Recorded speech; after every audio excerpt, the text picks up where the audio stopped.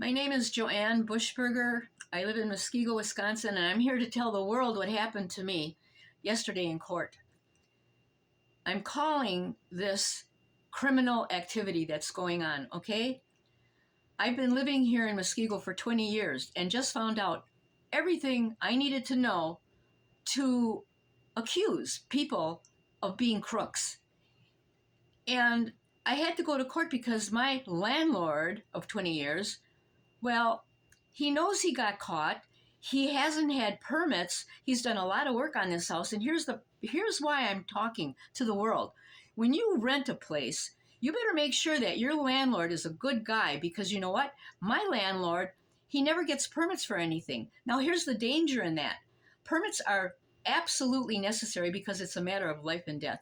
When you rent a home and you think you got a good landlord, and find out after the house is blown up because they hire just anybody to do the work and they don't get permits, because a permit will be checked if you do it the legal way.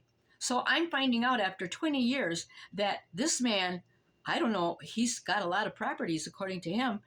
And I have so much more to my story, and hopefully I'll tell you more. But for today, I'm telling you what happened to me in court yesterday. I went to court because he's evicting me because I refused to let him do the work on the basement, the mold, the flooding I've had here. Wisconsin had a lot of flooding, and I was one of the victims.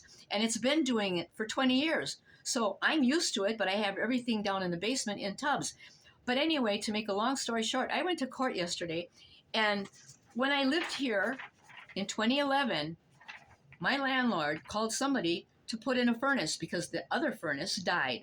So the man that came to put in the furnace with his crew had long painted fingernails like a woman, fake fingernails. He told me things that I did not want to hear. It was frightening. I told my landlord, even before that, because this man serviced the furnaces, but this day he was out here to replace the furnace, okay? Which probably flooding took out, that furnace. I don't know. But anyway, he comes all the time. He came with long painted women fingernails glued on and told me, a lot of things. And I told my landlord, there's something wrong with this man.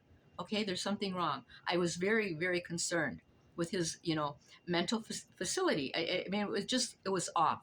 And my landlord said at that time, oh, no, he's okay. He's okay. Well, no, my landlord's not okay. I'm finding that out. But this was 2011. So the furnace man came with his nails, and he came with a crew, and they put in the furnace. It took a long time, hours, okay? And then he left, and my dog, at midnight, I was ready to go to bed, and I was going to let my dog out on the side door here in the kitchen. And so what happened, as soon as I opened that door, the gas smell hit me so hard in the face. I thought, oh my goodness, I did not let my dog out, of course. And I called the fire department, okay? And they came immediately. And my father was a lieutenant on the fire department, so I know a little bit about the firemen. They're awesome, okay? And I saw firsthand how these firemen walked in the house, brave men walking in the house. They didn't know what they were coming in here to, okay? And so they evacuated myself and my dog into my car. It was February 7th at midnight, a little after midnight. I'm in my car in the dead of winter with my dog, because the family on the other side, because it's a townhouse, they had to go with their dogs and cats and their family, a bigger family. I just had my dog and myself. They had to go in the fire truck, okay? So anyway, I don't know how long I sat in the car, but I could turn the heat on, for the dog and myself. And so then the firemen did what they could. It could have taken an hour. I don't know. It took a while, but they called the gas company, and they did not leave until the gas company came here. And the gas company, the man was so upset because it was so cold out there, and he had a shovel to get to whatever was on the side of the house, the gas meters, whatever. I don't know what they did out there. I was now in the house. I was warm with the dog, and he was here till about 4 a.m. So he was out there a long time. I don't know if he had other people with him, but he was very angry. Okay. And so anyway, in court yesterday, because I'm evicted now, which makes no sense at all, No sense at all. Everybody knows that this landlord is doing everything illegal. So in the courtroom, I pull out this paper that talks about from the police department how the gas company had to come and the fire department had to come, and it was a gas leak. It says right on the top of the paper, this official paper, gas leak. Okay, this is all about that. So this court commissioner hands it over to the landlord who was in court, and he said, "Do you know anything about this?" All of a sudden, things got really kind of, oh wow, look at this! It's a police report about something that happened, and it was bad. It was a gas leak, and oh my goodness!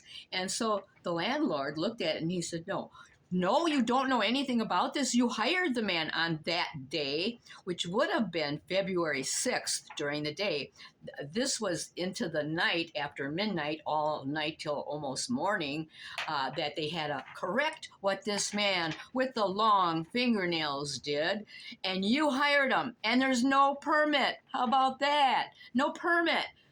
You could have blown up the whole neighborhood, Mr. Landlord." Yeah, and I got evicted today for it because I'm making noise over this. And I've been there 20 years of flooding, 20 years of work that's gone wrong, no permits. This whole neighborhood could be damaged. Lives could have been lost. I moved in here with my grandchildren, and I had them for a little while 20 years ago. Now they're married, okay? They're grown-ups, so I'm here alone with this crazy man who evicted me. And this court commissioner, David Herring, when he saw my report here from the details on the report about the gas fumes and how the fire department had to come here and the gas company, he wouldn't let me talk anymore. When I tried to explain more, he says, "I don't want to hear it. You keep talking." And I thought that's why I'm here. I didn't say that to him, but I thought that's why I'm here. I'm here to talk and tell you why he's evicting me, because this is illegal. It's retaliation. I'm 84 years old. I've had hip replacement surgery. I have pneumonitis in my lungs. Okay, there's mold down there growing from all the flooding that's happened. This is a flood zone. This is a flood zone. My address is a known flood zone. It's been bad. It's been real bad. Okay, but I stayed because where am I going? Okay, I'm alone with the dog. Now the dog, he died eventually. Okay, so I'm alone. And you know what? But I have Jesus, and Jesus will take care of this. But I'm letting the world know, when you have a landlord, you are at their mercy. And if they're stupid like mine, and I just find out no permits, they told me at the municipal building that it's illegal. And I found out why, because you could blow up. And the hot water tank that he put in, when I had the flooding, well, that could have blown up. And you know what? I definitely want to get out of here. But FEMA is involved, and they gave me $1,400 and I believe $42. Okay. This court commissioner said to me, "Well, why don't you move out? They gave you money." I said, "Do you know what rents are?" I said, "When I rented this place that I'm in now, it was so, not like now." I said, the rents are so high, 1,000, whatever. That's not gonna help me, not at all. And so anyway, he had no mercy at all. Then when I wanted to talk more about this police report, and I had so much more to tell this court commissioner, I'm there to defend myself against an illegal eviction. This is hostile. I'm 84 years old. My goodness, this is elder abuse. And the man in court should be in prison while I'm sitting there, and he's getting an eviction against me. And so this court commissioner, he said, "I'm talking." He says, "You got to stop talking." And he says, I'm ready to blow. And I thought, oh my God, and he says, "Do you hear me? And he's yelling at me. I never saw behavior like this ever in a courtroom, not even on television. And I said, yes. And so then I'm evicted. He says, I didn't even get the paperwork. Nothing. Okay, I'm going to stop you there. We're almost out of time. The world needs to see how David Herring treated my 84-year-old mother. If it were reversed, a Caucasian man treating a black elderly woman like this, the world would go berserk. What about my mom? What about my mom? What about my mom? These bad people need to be stopped.